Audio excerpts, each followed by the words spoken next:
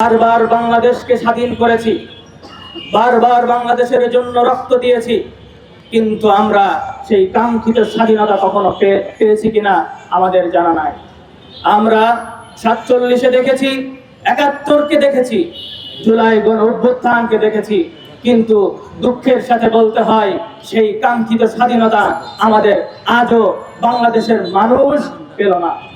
আমরা দেখেছি জুলাই গণ অভ্যুত্থানের আগে যেই ফ্যাসিবাদ বাংলাদেশের মানুষের উপর জগদ্দল পাথরের ন্যায় চেপে বসেছিল, সেই আওয়ামী লীগ সরকারকে যারা মদত পুষ্ট করেছিল, সেই 14 দল বাংলাদেশের রাজনীতিতে আবারও মাথাচাড়া দিয়ে উঠছে।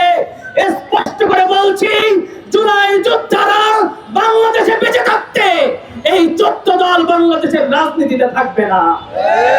স্পষ্ট করে জানিয়ে দিতে চাই, জুলাই গণ অভ্যুত্থানে 2000-এরও অধিক শহীদ হয়েছিল। তাদের প্রতি আপনাদের কোনো মায়া মমতা দেখি না, কুত্তা মরলে আপনাদের মায়া মমতা দেখি।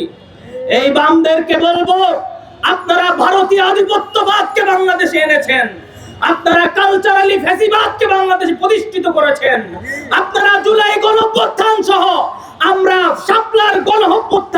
শাপলার গণহত্যাকে দেখেছি, সেখানেও আপনারা ওই গণজাগরণ মঞ্চ নামে একটি মঞ্চ তৈরি করেছিলেন, নবী প্রেমিকদেরকে রাতের অন্ধকারে হত্যা করেছিলেন।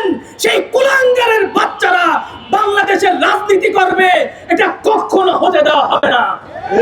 স্পষ্ট করে বলছি, আমরা দেখতে পেলাম এই সমস্ত ব্যক্তিদেরকে বিভিন্ন রাজনৈতিক দল তাদের দলে টানছেন।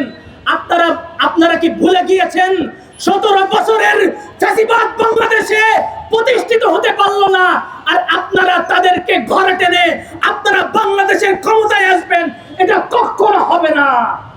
আমরা বলছি, আমরা রক্ত দিয়েছি শুধুমাত্র একটি সরকারের পালাবদলের জন্য নয়, আমরা রক্ত দিয়েছি পুরো সিস্টেমকে পরিবর্তনের জন্য। আমরা রক্ত দিয়েছি বিভিন্ন আমলাতন্ত্রকে মাটিতে ধামাচাপা দেওয়ার জন্য।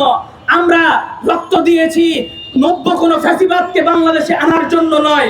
আপনাদেরকে জানিয়ে দিতে চাই, মাদ্রাসা শহীদ হয়েছে, মাদ্রাসার হাজারো ছাত্র শহীদ হয়েছে, আপনাদের মায়া কান্না আমরা তখন দেখি নাই। আপনাদের কাছে মনে হয় মাদ্রাসার কোনো ছাত্র যখন শহীদ হয় তখন সেটার রক্তের কোনো মূল্য থাকে না। আপনাদের কাছে যখন কোনো হিন্দু মারা যায়, কোনো বহির্বিশ্বের কোনো ব্যক্তি মারা যায়, তখন আপনাদের কাছে এটা খুবই দুঃখের ব্যাপার হয়। আমরা বলছি, বাংলাদেশের স্বাধীনতার আন্দোলন থেকে এ পর্যন্ত মাদ্রাসার ছাত্রদের যে ভূমিকা ছিল, বাংলাদেশের মুসলিম জনতার যে ভূমিকা ছিল, আমরা 24-এও সেটা প্রমাণ করেছি। অতএব এই কওমি অঙ্গনকে মাইনাস করে অথবা বাংলাদেশের ধর্মপ্রাণ জনগণের চিন্তা বোধ বিশ্বাসকে উপেক্ষা করে বাংলাদেশের সংবিধানে কিংবা বাংলাদেশের সংসদে কোনো আইন আমরা দেখতে চাই না। আমরা একটি স্বাধীন বাংলাদেশ চেয়েছি, যেখানে বহির্বিশ্বের কোনো নাক গলানি আমরা দেখতে চাই না। আমরা গণ অভ্যুত্থানের পরে এমন একটা বাংলাদেশ দেখতে চেয়েছি যেখানে দুর্নীতিবাজ থাকবে না, যেখানে চাঁদাবাজ থাকবে না, যেখানে খুন খারাপি থাকবে না। কিন্তু দুঃখের সাথে বলতে হয়, গণ অভ্যুত্থান একটা বছর হয়ে গিয়েছে, হাজারো খুন খারাপি হচ্ছে, রাজনৈতিক কন্দলের মধ্যে চাঁদাবাজি হচ্ছে, টেন্ডারবাজি হচ্ছে। দুঃখের সাথে বলতে হয়, এই সমস্ত দেখার পরেও আপনারা কিভাবে চুপ থাকেন?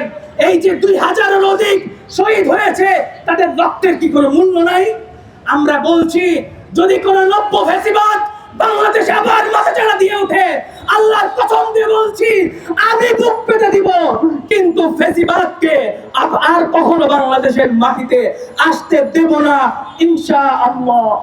নাসরুম মিনাল্লাহি ওয়া ফাতহুন করিব ওয়া বাশশিরিল মুমিনিন।